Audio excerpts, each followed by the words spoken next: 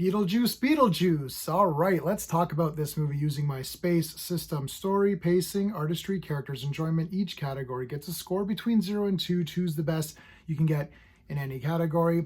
Obviously, you're watching this review because you're interested in my opinion on Beetlejuice, or you've seen Beetlejuice, and you want to see if I agree with you or not. Or you're just a fan and you happen to catch this video. Well, thanks for watching if you are watching it. I'm going to give the storyline a 1. So 2 is the best you can get, 0 is the worst. So 0 is garbage, 2 is amazing, 1 is okay. The story's okay.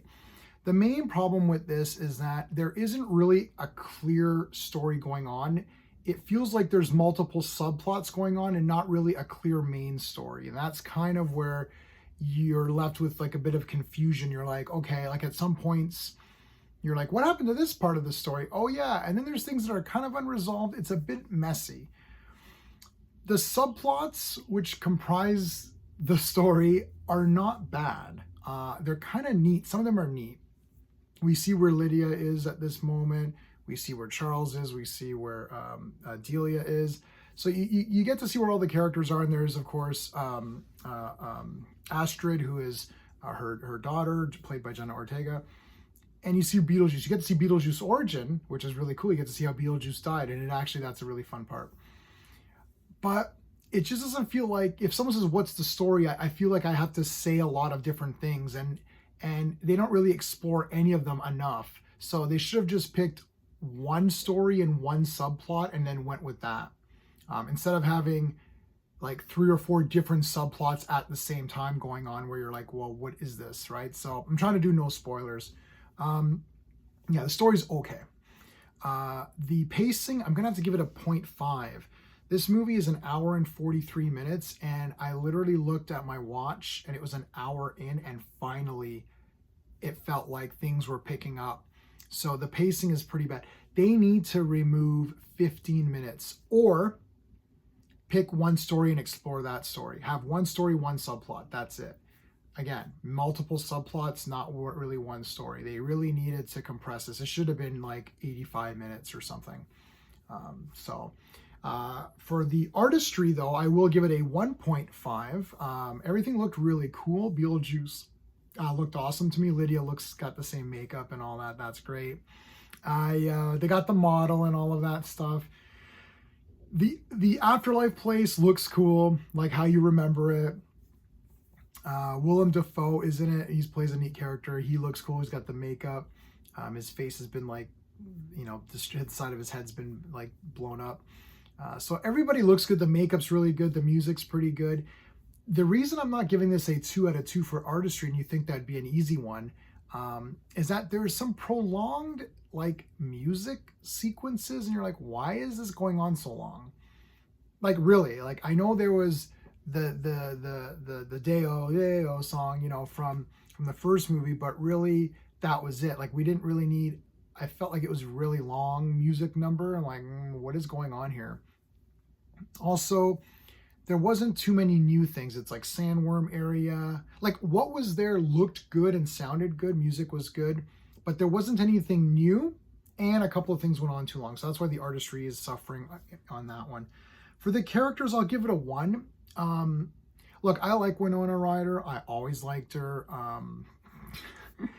I love Reality Bites and Welcome Home, Roxy Carmichael, and a lot of those cheesy ones that she did, which I, kind of grew up watching, and I like her. I like Lydia Dietz. I think she's a really neat character. I liked her in this movie. I don't know if it's like, I felt there's just something slightly off, but I still liked her. Catherine O'Hara, man, she's great, but there was too much of her in this, and I just didn't think any of her stuff was funny, unfortunately. Astrid, who is Jenna Ortega, she's okay, but the problem is the first half of the movie, she's the, oh, I don't believe you, mom, that you see ghosts and stuff. You're like, oh, like, why is this happening? How could this be happening in a Beetlejuice movie? I'll get to the enjoyment factor in a second. How can this be happening, really? Beetlejuice himself is awesome. All the parts that he's in are great. That's the best parts of the movie. Monica Bellucci plays Beetlejuice's bride, and what I liked about her was that she is actually a villain. It's not that Beetlejuice messed her up and she wants revenge. That's not really what it is. She's just a villain. And you get to see Beetlejuice's origin. You see how Beetlejuice died. It's pretty neat. And that's one of the neater parts in the movie.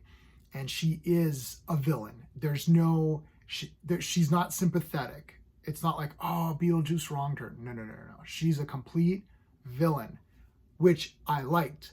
Unfortunately, she's not in the movie that much. I'm like, she's kind of the coolest character, and she's not in it. Lydia has a boyfriend. He's brutal. There's another character that comes in later on. He's like, okay, I suppose. You can tell where the story's going very quickly when they introduce this other character. So Charles, of course, is not in it because he passed away in real life. Yeah, so I liked the characters, but I didn't love them. It wasn't like, I really liked all the characters in the first movie. The first movie to me is probably close to like a 10. Maybe it's like a 9 or a 9.5. I'd probably just call it a 10 because I love it so much. I'm just going to say it's a 10 out of 10. I'm not going to analyze it the way I'm doing this movie, but that's where we're at for the characters. Enjoyment factor, I'll give it a 1. I don't want to beat this movie up. I don't want to because I want to like it. And it's not cringe. It doesn't destroy the character of Beetlejuice. Like, he is the character. Lydia is the character. They didn't make Lydia. They made her a little bit goofy, but not goofy, but it's not actually, there's, again, something off. I have to watch it a few more times. Beetlejuice is great. So it's not like a cringe movie and you hate everybody and Astrid's an idiot and all that. It's none of that. It's just that there isn't anything really new. It's a very mediocre story that doesn't introduce anything really new. That's the problem. So I'm giving it a 1. I'm going to give it a 5 out of 10, which on my system, if everything gets a 1, that means it's okay, okay, okay, okay. So that means a 5 out of 10 is like, oh, it's okay. This movie really should have been a lot more than a 5 out of 10. I feel like they had an idea. They had a couple of ideas, and then they didn't have much else. So they're just like, well, we have to fill this movie out. Well, let's just have meandering things going on. I didn't hate it, so I don't want you to go away thinking I hated it. I'm definitely going to buy it. I'll definitely watch it again.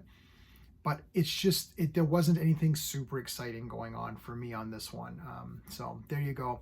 Let me know in the comments what your thoughts are. Please remember to like the video if you like my space system. Check out my other videos and subscribe.